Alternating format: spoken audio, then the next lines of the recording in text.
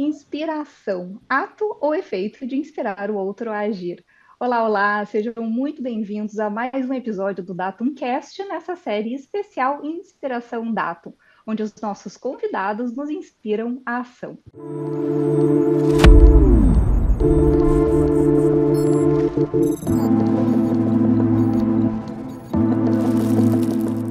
Eu sou a Paula Consoni, atuo como head de marketing na Datum e como uma curiosa autodeclarada, eu tenho certeza que eu estou no lugar certo. E quem hoje, pela primeira vez, eu estou muito feliz de dividir esse espaço comigo, é a Daiane Câmara, minha colega, account manager. Oi, Dai, como é que tu tá? Oi, Paula. Tô ótima nessa noite linda de sexta-feira, que aqui em São Paulo, fazendo essa hora, acho que uns quase 30 graus, tá um calor Opa! enorme. Aqui tá quente. Tô muito feliz de participar aqui com vocês e tô ansiosa aí pra gente conhecer uma história de inspiração. Bom, deixa eu dividir antes um tantinho de bastidores aqui com vocês. Antes das gravações, a gente faz sempre uma agenda de alinhamento com o nosso convidado, que aí é quando eu tenho a oportunidade de conhecer um pouquinho da pessoa que eu vou entrevistar e aguçar lá a tal da curiosidade que eu já disse para vocês que naturalmente eu tenho.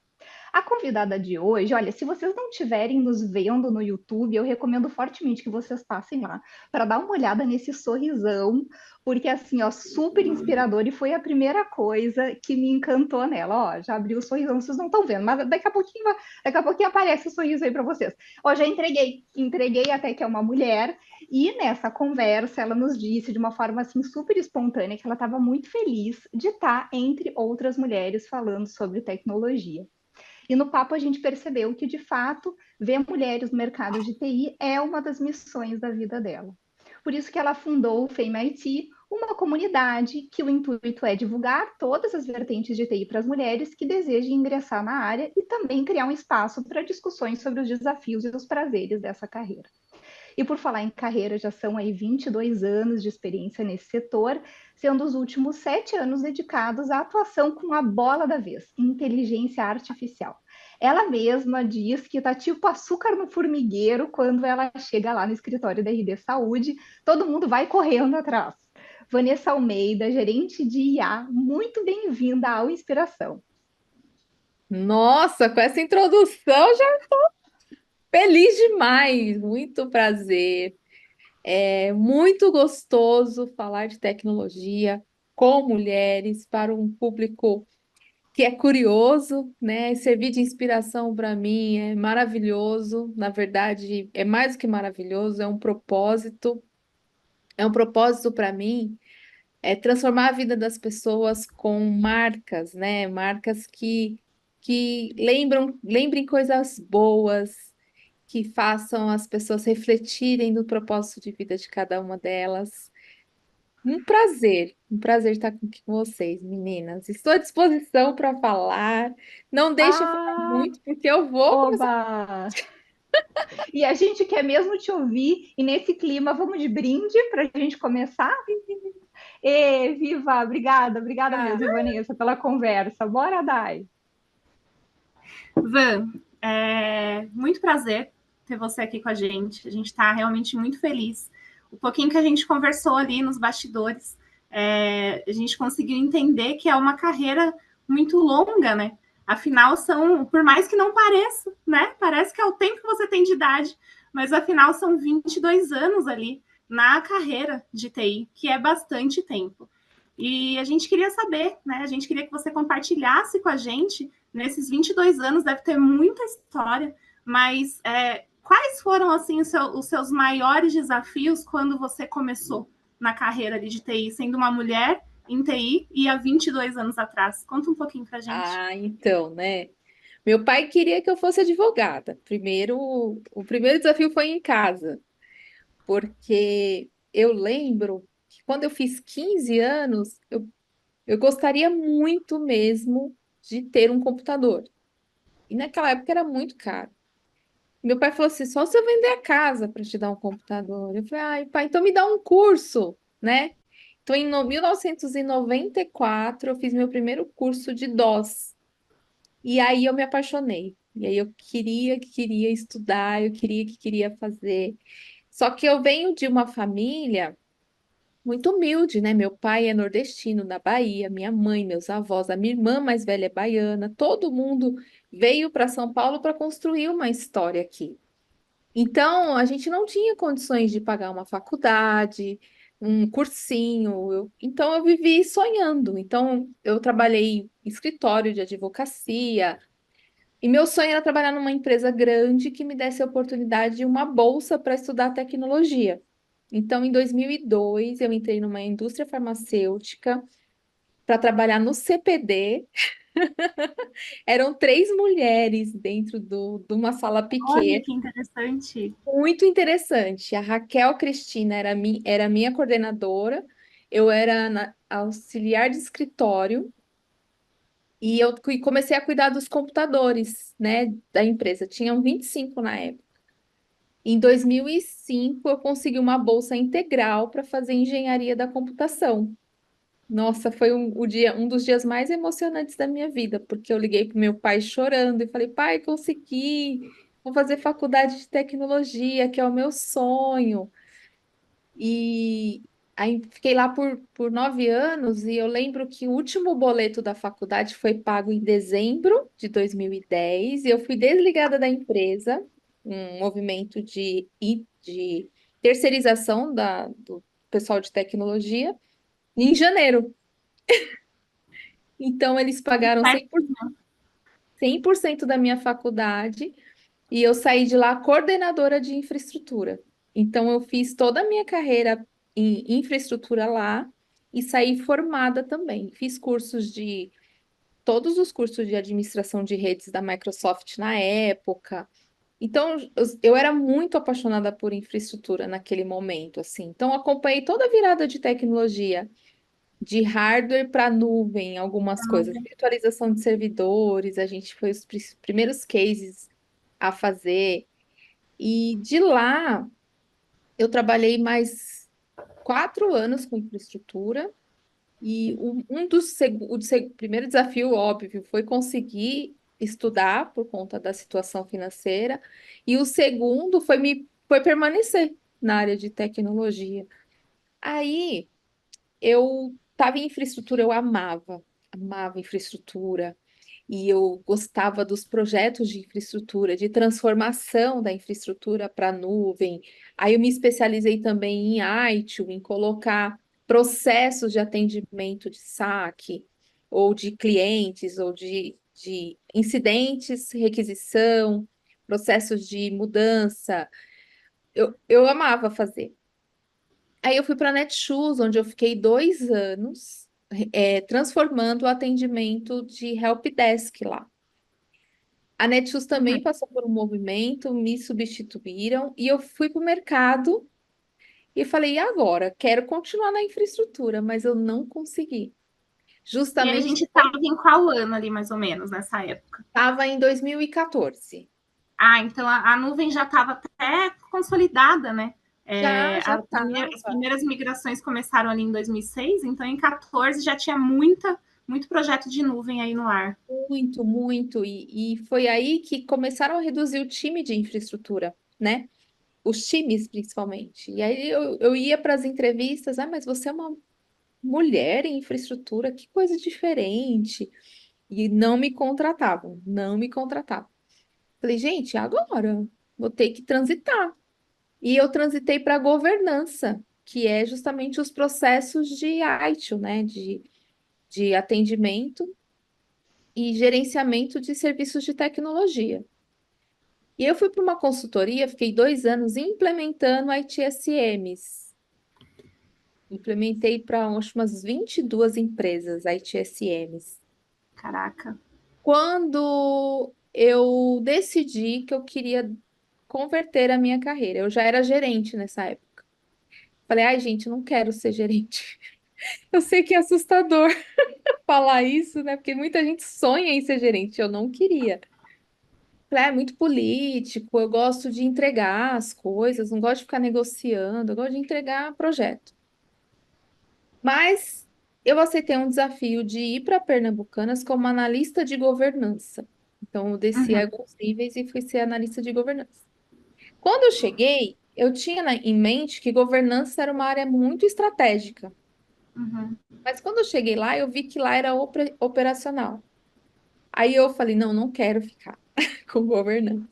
E Foi sempre, se descobrindo, né? No decorrer foi. ali do que você Mas foi sabe o que é passando, você foi importante descobrindo seus falar? gostos.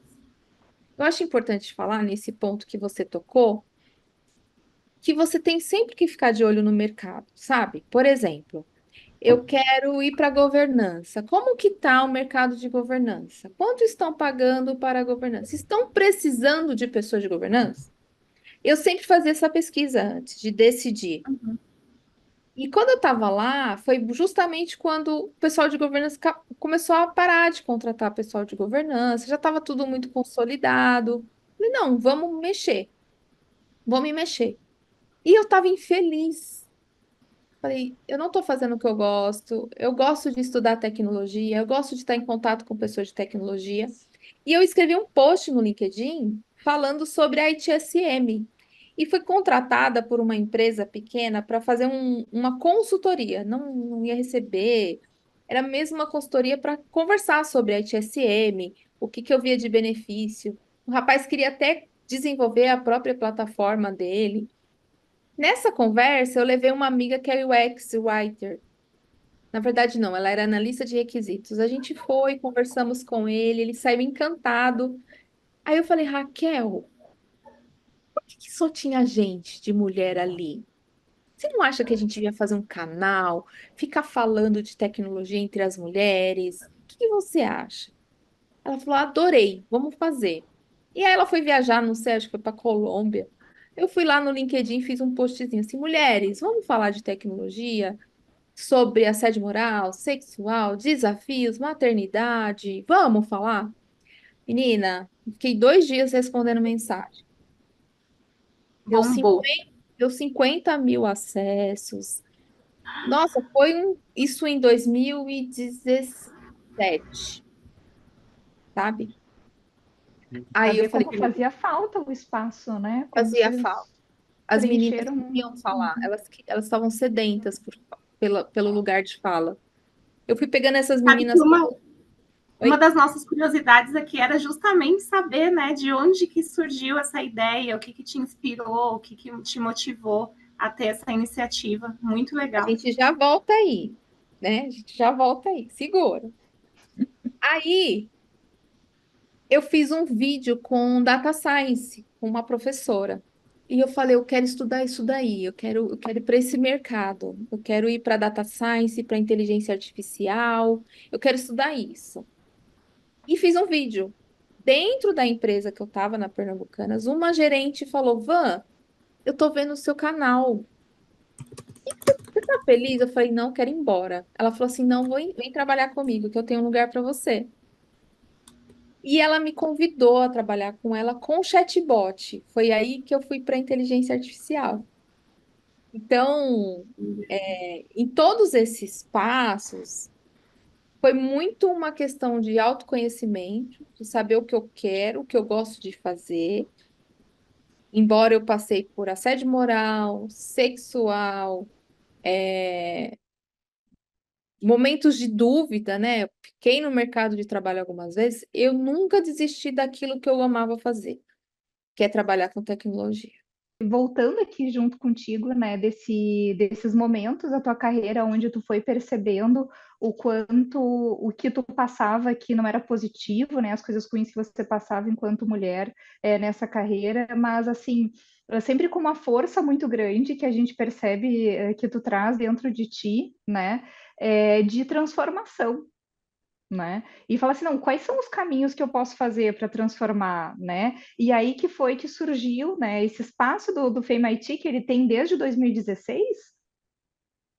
Ele nasceu, na verdade, em 17. O que Ah, que tá. aconteceu comigo? Eu passei por algumas situações muito pesadas de assédio Hum, e eu não tinha com quem falar, sabe? Então, quando eu fiz a faculdade, tinham 5 meninas na faculdade, assim. E das 5, ficaram comigo, assim, de coração, duas, a Raquel e a Monique. hum. Quando eu reencontrei a Raquel, foi a pessoa que eu reencontrei dentro da área para falar, né? Para me comunicar sobre tudo que eu vivi, tudo que eu passei. Eu falei, Raquel, a gente tem que falar com outras mulheres, porque eu fiquei todos esses anos sem ter com quem compartilhar isso, né? Uhum. Teve uma situação que eu fui agarrada no elevador pelo meu chefe.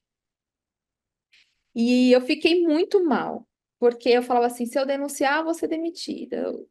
Sabe quando você fica totalmente insegura com quem falar? E quando eu a encontrei, eu tinha esse porto seguro, né, de fala com ela. Eu falei, vamos fazer também, vamos falar também, vamos deixar as meninas ter um espaço delas para falar também. E para mim era super importante. E outra coisa, né? E por que que é tão legal e ninguém fala? Por que que ninguém fala para as meninas que é muito legal trabalhar com tecnologia? Que não é só código, que você pode fazer uma apresentação, que você pode falar com o cliente, que você pode ser analista de requisitos, desenvolvedora, gerente de projeto, product owner. Por que que ninguém fala para elas que é em muitas possibilidades? Será que está chegando essa informação para elas? Será que tem informação que elas têm uma rede de apoio, que não é para desistir? Então, todas essas dúvidas eu tinha dentro de mim e eu queria falar com elas, sabe, para não desistirem, porque eu vi muitas meninas desistindo no caminho. Uhum. Na Pernambucanas tinha muita mulher assim na área, sabe? Mas eu queria ver em outros lugares e eu queria passar essa experiência, sabe? Tipo, olha, agora vocês têm com quem falar. Denunciem, não se sentem não se sintam sozinha. Eu tinha essa necessidade. E a comunidade me deu essa possibilidade, e até hoje dá, sabe? De conseguir delas se sentirem seguras dentro de um ambiente. Isso para mim foi super importante. É Teve, propósito, né? Propósito de vida. Acho que a partir do momento que a gente entende, descobre e entende o nosso propósito, né, individual de cada um, tudo começa a fazer mais sentido, né? Então, isso que você compartilha com a gente me faz pensar nessa palavra. Se eu pudesse usar uma palavra para traduzir, né, para dizer, para resumir tudo que você está dizendo, seria propósito mesmo. Muito, muito bacana e muito inspiradora essa sua história. Tem uma coisa que eu não falei, que assim, eu fui para a igreja evangélica muito jovenzinha, né? E eu ficava ali naquele contexto. E eu sentia assim, Deus, eu quero fazer mais do que aqui nesse lugar, sabe? Eu quero que as pessoas passem por mim e saiam diferente, não porque eu falei de Deus, mas porque eu seja um canal transformador. Então, assim, ai, olha, eu estava infeliz onde eu estava trabalhando, agora eu encontrei um lugar onde eu ganho meu dinheiro, eu não preciso sair de casa, consigo alimentar os meus filhos, tenho uma liberdade financeira, graças a uma comunidade que me ajudou a, a fazer uma transição de carreira. Eu tinha isso dentro de mim, que eu tinha mais coisas para fazer nesse mundo, sabe? E o Sim, Femia me abriu essa porta. No dia que a gente fez um evento em que eu montei uma salinha de criança com uma monitora e que eu vi uma mãezinha chegar com um bebê e falar, graças a Deus eu posso trazer meu bebê para um treinamento. E ela chorou e eu vi todas aquelas mulheres abraçando ela e chorando com ela. Eu falei, era isso que eu precisava fazer. Era exatamente isso. Hoje ela está ali numa bancos, com uma carreira de sucesso. Era isso. Por uma pessoa já valeu a minha vida, assim, sabe? E é justamente isso, eu sinto como propósito. Desde muito jovem, eu já identifiquei esse propósito em mim. E eu busquei, estou buscando a cada dia. Tomara que dê sempre certo, né? teve uma frase que tu trouxe para gente que nos marcou bastante, que foi assim, você falou sobre a diferença entre amar o trabalho e amar a profissão, né? Fala um pouco pra gente agora sobre isso. Foi daqueles momentos que eu falei da curiosidade, né? Eu disse assim, quero ouvir mais da Vanessa sobre isso. Porque assim, olha, quando a gente trabalha com o que a gente ama, a gente trabalha pra gente, né? Assim, o- eu quero sair desse lugar onde eu estou e deixar um legado. Um legado para mim e um legado para a empresa. Isso é amar o que você faz. Você não está ali para ganhar o seu salário, para bater o seu ponto. Você está ali para deixar um legado para você e para a empresa. Transformador. Trabalhar com inteligência artificial, para mim, é fazer isso. Ou você automatiza um processo do dia a dia de uma pessoa, ou você muda a experiência de um cliente. Isso acontece independente do CNPJ que você está. Você não depende do CNPJ para fazer. A não ser que a empresa não queira fazer. Que já aconteceu comigo. Eu estava numa empresa e ela falou: não vou fazer mais isso. Aí Uhum. eu falei: eu não fico mais aqui. Juro, eu tô falando, falei. Falei, olha, eu Sim. não vou mais ficar nessa empresa, porque o que meu propósito para ser feito, vocês não querem fazer. Eu sei que tem muitas outras empresas que querem fazer. Então eu vou para outras que queiram. Nossa, mas você pode fazer isso porque você ganhou muito dinheiro, você guardou muito dinheiro. Não, gente, eu não guardei nada. Eu não posso tirar um ano sabático, nem um mês sabático eu posso. Mas, antes de comunicar à empresa, eu fui atrás do que eu queria fazer. Fui atrás, olha, eu sei que essa empresa precisa disso, sei que tem uma vaga para fazer, eu vou procurar uma recolocação. Achei a recolocação e saí da empresa. Até porque a gente precisa ver sentido no que a gente faz, né? Afinal de contas, a gente passa, gente, não sem hipocrisia mesmo, né? Com zero hipocrisia, a gente passa a maior parte do nosso tempo aqui, fazendo o que a Exato. gente, trabalhando, né? Trocando a nossa mão de obra pelo dinheiro que sustenta as nossas famílias e que nos mantém ali de pé.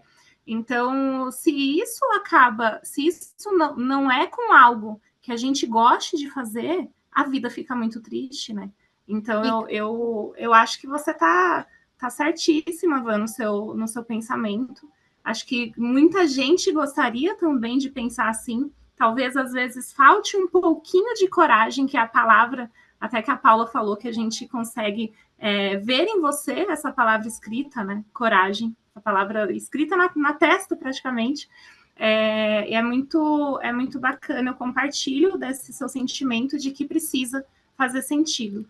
E é, o aí, meu- falando. pode Pode falar. falar. Meu marido ficou em choque quando ele me conheceu, né? Falou, gente, como você faz isso? Você toma a decisão, vou sair dessa empresa, vou para outra. Com uma facilidade, com uma coragem, de uma maneira tão autêntica e tão segura, que me assusta. E para mim é natural, entendeu?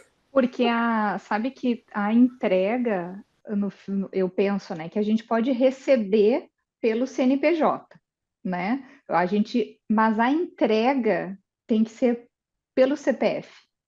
O que eu entrego hoje é pela minha carreira, é pelo que faz sentido com o meu legado, com o legado que eu quero deixar, com o meu propósito, mesmo que eu receba disso de um CNPJ. Então, agora, se o profissional ele se coloca num lugar, né, Van, que assim, não, eu entrego para a empresa, porque a empresa me pediu, porque isso, ou seja, ele está lá amando o trabalho, como tu colocou, né? Então, eu tô amando o trabalho, eu tô entregando pelo trabalho, então tudo bem, entrega super o resultado, tá tudo certo, parabéns. Mas e o amor pela profissão, né? Exato. Então, ter o amor, eu penso, né? Não sei se eu interpretei certo a tua frase, né? E agora, com que tu trouxe o amor pela profissão, você fala assim, não, mas eu quero entregar por mim, o que faz sentido para mim? Então, assim, eu posso entregar aqui ou em outro lugar. Então, eu vou olhar o outro lugar que queira aquilo que eu amo oferecer, né? Mas não é fácil ter toda a coragem que tu teve ao longo da tua carreira para ir transicionando, né? E chegar até a observação de que daqui a pouco, há 7 anos que tu está trabalhando com IA, né? Como foi? Mas, enfim, Dai, bora que a gente quer muito entrar nesse assunto, né? A gente estava aqui pensando, né, Van, que são 7 anos trabalhando com IA. E é bastante tempo, né? 7 anos, tem gente que tem 7 anos de carreira. Então, é bastante tempo trabalhando ali com uma tecnologia. E a gente nos bateu, assim, uma curiosidade em como foi para você acompanhar esse avanço, né? Esse boom, principalmente nos últimos anos aí, que a IA teve esse boom e está no mercado, e está nos eventos, e quando a gente fala de networking, IA é o assunto do momento. Como que foi para você, você que passou por alguns estágios da IA, como que foi acompanhar esse boom e como que você diria que o seu trabalho mudou nesse decorrer aí de 7 anos? Primeiro, assim, né? A inteligência artificial tem muito tempo mesmo. O meu primeiro contato, na verdade, foi com chatbots.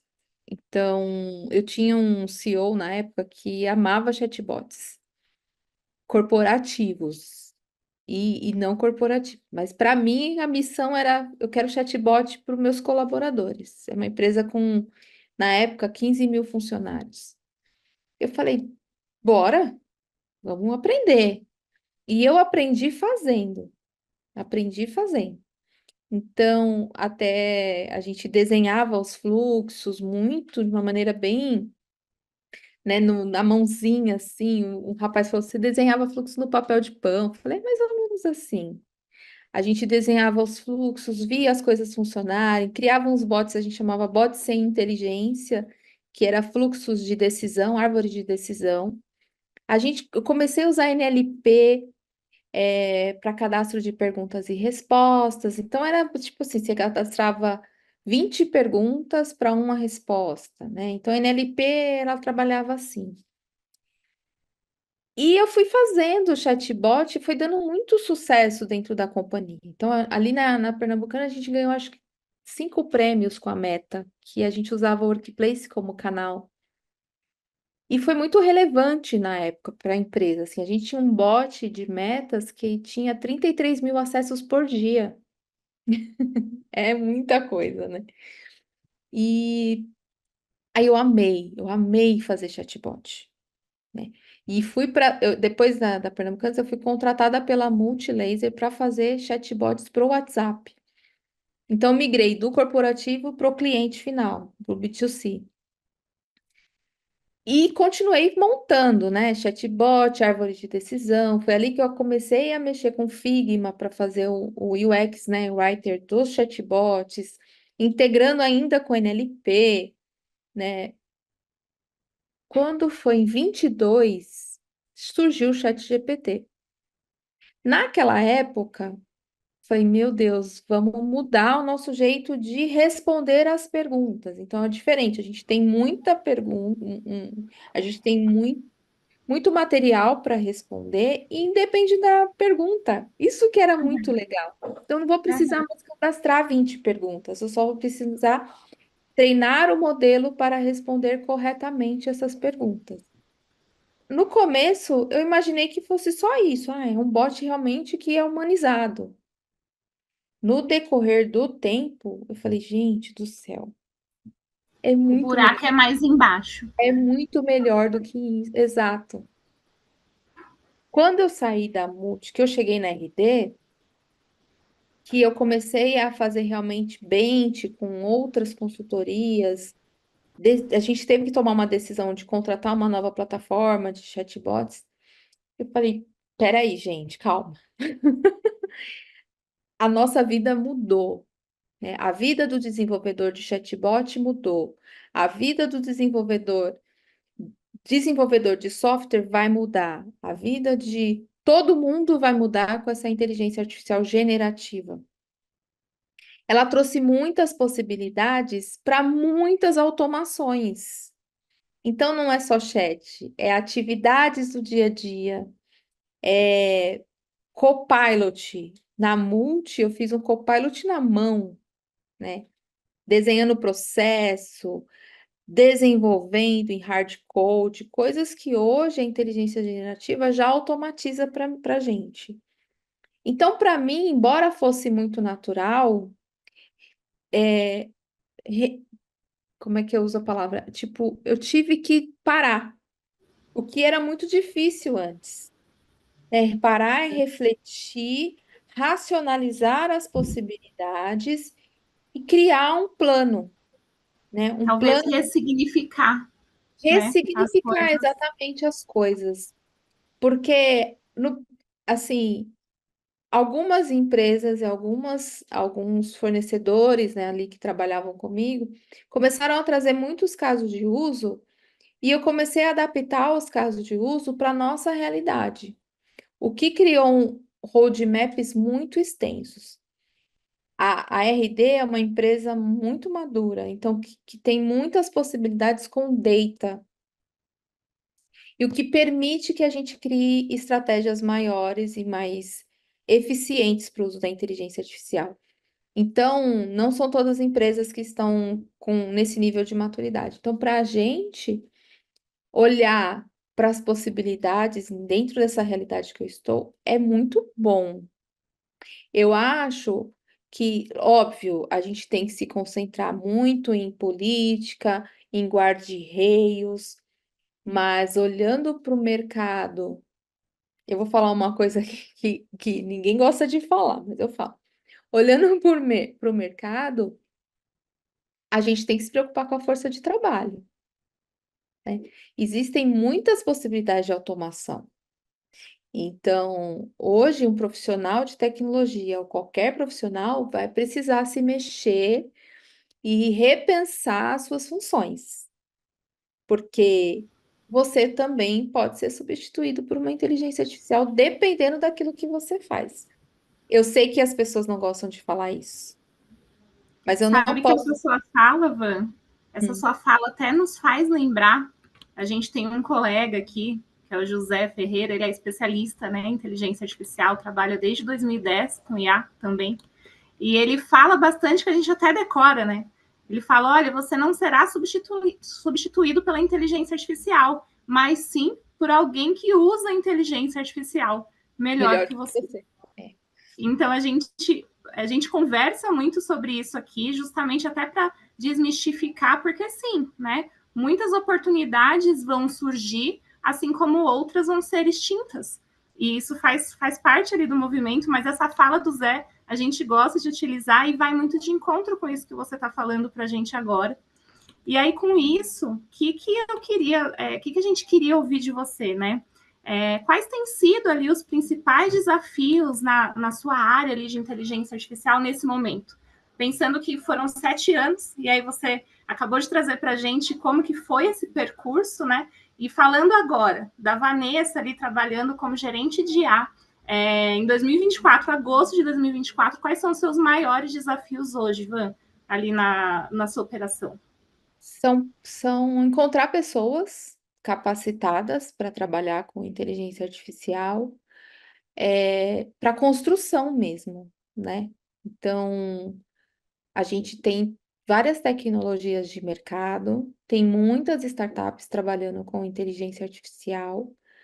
Não dá para contratar todas, a gente vai ter que fazer muita coisa dentro de casa. Então, encontrar esses profissionais, eu acho que para o mercado de tecnologia é muito carente de profissionais, né? No campo das ideias, a gente tem muitas ideias, a gente tem muitas pessoas técnicas, mas o soft skill ainda é um desafio. Lidar com processos, com pessoas, com projetos, com prazos. Existe uma ansiedade do mercado. Então, lidar com a ansiedade da alta liderança, eu acho que meu desafio sempre foi esse, tá? Soft skills. Sempre foi, eu acho que dificilmente vai mudar. mas lidar com expectativas, lidar com pessoas, com profissionais, encontrar esses profissionais capazes, engajar essas pessoas, eu acho que é o maior desafio. A tecnologia em si, para mim, está muito mais fácil, tá? Do que estava antes. Ah, é mais fácil trabalhar com IA? Não, tô falando que é fácil, né? Programar é difícil, projetar é difícil, casos de usos complexos, Mas tem mas, mais acesso, mais ferramenta, mas né? as automações que existem hoje, Dai, são surpreendentes. Uhum, uhum. E, assim, tem coisas que eu vejo a inteligência artificial fazendo que eu falo, amigo, vamos com calma. Eu não posso nem mostrar isso para ninguém, porque as pessoas vão enlouquecer, vão querer fazer.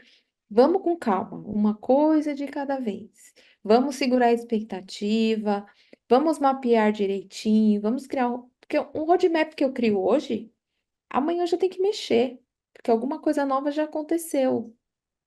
Ah, não, mas isso a gente Uhum, já faz. Oh, meu Deus, volta. Então, uhum. lidar com essas expectativas, com o avanço da tecnologia, são os desafios. Está mais fácil, dá para fazer mais coisas, mas eu preciso segurar a onda por aqui.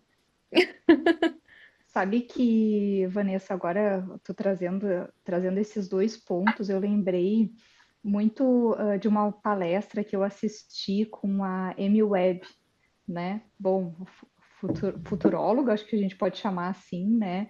E lá na Febraban, no evento de tecnologia, né, do mercado financeiro, estava lá com a Dai, inclusive, e ela falou que tem duas coisas que têm feito muito as empresas agirem, né, dos sentimentos, acho que posso dizer assim. O primeiro é medo, né? E o outro ela falou de FOMO, né? Que é, enfim, esse FOMO, né? De o fear of missing out, né? Tipo, eu não posso ficar de fora disso, né? Então, muita gente agindo a partir desse medo de ficar de fora e aí agindo rápido demais, mas não que não deva ser rápido, porque como tu disseste, a tecnologia ela muda muito, né? Muito rápido e tem mudado cada vez mais, mas o quanto eu preciso estar por dentro disso que está acontecendo, mas ao mesmo tempo respeitando aquilo que o meu cliente precisa naquele momento, né? O que vai fazer sentido naquele momento de uso e tal. Não agir justamente por esse medo, porque eu tenho que fazer, né? Que é como tu disseste, talvez tu precisar fazer esse papel de blindar alguma coisa, do tipo, olha, talvez seja melhor a gente nem entrar por aqui, né? Não sei, eu me lembrei um pouco dessa, Não, dessa passagem que ela trouxe. faz todo sentido. Assim, quando a generativa chegou, a gente usa um termo aqui, foi um barata voa na sala, né? Como entrasse uma barata voando, todo mundo, ai meu Deus, foi uma barata. Aham, Pra mim, isso aham. é desesperador. Sim, Não sei pra não, você. e tu sabe que eu ouvi nesse mesmo evento do CIOs eles dizendo assim, que foi a primeira vez que alguém bateu na porta deles dizendo, ó, eu quero esse negócio aí. Porque eles assim, nunca tinha acontecido do pessoal bater na porta da TI das outras áreas, dizendo que precisava. E aí eles começaram a ver nos bancos, né, as pessoas usando o ChatGPT, ou, né, acho que ainda nem o Copilot, mas assim, usando e falando assim, opa, que tipo de informação que as nossas, né, que o pessoal daqui da empresa está imputando lá dentro e sem segurança. Então, peraí, acho que a gente precisa desenvolver aqui o nosso, né? Exato. Começaram. Então, você foi a primeira vez que bateram na minha porta, e aí eles tendo que agir rápido demais para resolver o tal do FOMO da galera. Tu tem vivido isso aí, porque na área que você atua é justamente para atender esse pessoal que está batendo na tua porta, né? É verdade. É verdade, eu gostei dessa fala. É a primeira vez assim que realmente a tecnologia, todo mundo falou, gente, como que a gente começa a fazer? Como Uhum, que vamos fazer? De que jeito vamos fazer? E eu estou numa empresa muito preocupada, né, com esse aspecto. Então, as pessoas realmente se preocupam. A gente tem uma liderança que estuda.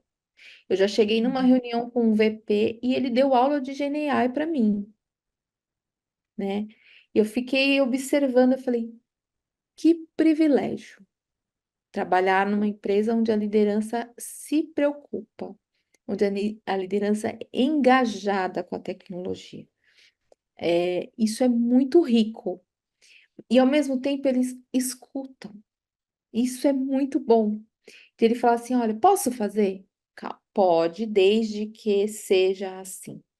Vamos pensar em executar desta maneira.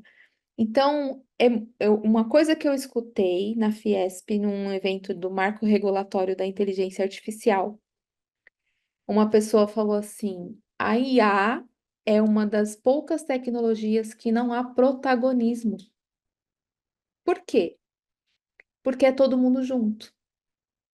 A Vanessa não entrega sem data analytics. A Vanessa não entrega sem o negócio. A Vanessa não entrega sem a tecnologia. Não adianta eu querer tomar uma decisão se eu não conversar com o negócio, tecnologia, dados e escritório de privacidade, escritório de segurança da informação, DevOps, Equality. Não adianta. Tem que estar todo mundo na sala. Tem que montar um comitê analítico. Tem que olhar para a privacidade. Tem que olhar para a ética. Responsabilização. Ah, vamos liberar a IA com um chat para o cliente. Aí a generativa, ela aprende. Se o cliente falar assim, não, não é assim, é desse jeito. Como que eu vou blindar? Qual é a tecnologia que eu vou usar para blindar? Quem eu vou responsabilizar? Para eu responsabilizar alguém, eu tenho que ter uma política dentro da empresa falando assim: a responsabilidade do mau uso da inteligência artificial é da empresa ou é do cliente? Todas essas políticas, essa ética do uso interno ou para o B2C, eu preciso definir como área, como companhia. Então, a gente tem esse momento também. Existe várias possibilidades de negociação, mas existe toda essa ética estruturada para lidar com a inteligência artificial. São poucas as empresas que estão pensando em tudo isso. Vou dar um exemplo. Vamos criar hiperprodutividade dos times de desenvolvimento. Mas qual é o indicador? Vamos definir um indicador? Quem está pensando em indicador? Todo mundo quer fazer, sair fazendo. Mas como eu vou medir? Como eu vou vender? Como eu vou pagar? Quanto vai custar? Todas essas perguntas as pessoas não fazem. Então, um comitê, uma comissão, todos esses grupos de pessoas têm que estar pensando juntas nisso tudo. Então, para mim, é a melhor frase que tem. Para uso da inteligência artificial não há protagonismo. As pessoas têm que fazer juntas e só juntas o resultado vai vir de uma maneira segura e com ótimos resultados. Senão a gente não vai conseguir, gente. A gente dá. Por isso que é um desafio segurar essa expectativa, Paula. Porque as pessoas querem ver as coisas acontecendo com muita velocidade. Ah, vamos pôr Claro. Copilot para todo mundo. Aí você ativa a transcrição. Gente, essa transcrição vai parar em mãos erradas. Mas você mandou ativar para todo mundo. Sim, ou acontece, por exemplo, como a gente já ouviu também de clientes nossos, que eles colocaram a IA para dar sugestões para os clientes, né? Aí chegava, cadastrava lá, não cadastrava um small, né, language model, e sim o large language model, e aí chegava e começava a dar sugestão de produtos da concorrência. Né? Então, não, tu Então, tem que saber exatamente também qual é o dado que tu vai cadastrar para essa hiperpersonalização ela também funcionar, né? Dentro de um espaço de CRM. Por isso, o data é tão importante, e ética, compliance, enfim, todas essas outras áreas. Essa frase que tu trouxe, assim, já estou imaginando o pessoal recortar para as redes, porque ficou ótima, Vanessa, assim como tantas outras que tu falou ao longo da nossa conversa. Eu sigo encantada, não só pelo teu sorriso, mas por muitas outras coisas que eu ouvi aqui de ti. E eu queria te pedir licença para a gente ir para o nosso bate-bola. Eu ai, faço bora. algumas perguntas e aí a gente vai. Posso ir, né, Dai? Tá?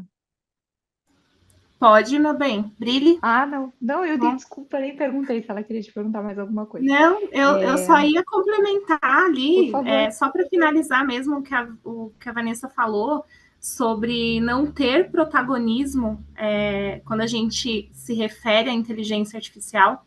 E aí, quando a gente traz o mundo corporativo, né? Isso é muito legal, porque é uma forma de unir as pessoas, né? Uma forma ali de unir as pessoas em prol de um objetivo. Porque no mundo corporativo a gente sabe também que nem sempre é tão fácil assim, né, gente? É aquela luta de desenvolvimento com segurança, sabe? Sei lá, do comercial com o marketing, da tecnologia com o financeiro. Então, existe, né? A gente sabe que existem esses fantasmas dentro do mundo corporativo. E aí, quando a gente fala de inteligência artificial, olha a fala que a Vanessa nos trouxe. No mundo da inteligência artificial não há protagonismo, né? Ou seja, todo mundo tem que se unir em prol de um único objetivo. Eu só queria fechar com isso porque para mim é sensacional. Obrigada, Van, por trazer essa fala para a gente. Muito bom, bem pontuado. Bom, então, bate-bola, só algumas perguntas, a gente vê as tuas respostas aí, o que vem primeiro na cabeça, tá? Bom, Van, qual que é a tua maior conquista? Minha família. Bem. E o teu lema? Paixão por disseminar a paixão por tecnologia entre as mulheres. Que lindo. O que te motiva? Meu filho. E me conta uma coisa que tu detesta. Ai, mentira. Fofoca mentirosa. Ai, que amor. Tu faz mais uai do que quando tu falou de barata. É, E Vanessa, me conta, quem que te inspira a ação? Minha avózinha de 100 anos. Oh, que bela menção! Que Que bela maravilhoso! menção! Avó de 3 engenheiros. Engenheira da computação, engenheira civil, engenheira ambiental. Ela é a mulher mais forte que eu conheço e a minha maior inspiração. Ai, que lindo. É, hoje foi muito fácil de falar de inspiração com a nossa convidada, porque, afinal de contas, ela já tem a inspiração como um propósito de vida. No começo da conversa, ela falou que vivia sonhando com a carreira de TI. E talvez essa frase possa nos remeter assim que ela viveu com a cabeça nas nuvens. Mas a verdade é que não, apesar de ter falado também sobre fé, ela falou muito sobre a necessidade de olhar o mercado, sobre olhar para a sua carreira. A Vanessa disse que ia falar coisas que as pessoas não gostam de falar. E ela disse mesmo, viu? Porque ela é, além de uma mulher inspiradora, uma mulher muito corajosa. E a gente descobriu agora que ela tem um belo exemplo para isso. Olha, eu terminei emocionada com a lembrei da minha avó. Ai, obrigada, Vanessa. Ai, A gente gente! termina o episódio todo mundo chorando. Ai, Jesus, termina assim mesmo. Obrigada, querida. Até a próxima, gente. Desculpa a voz embargada.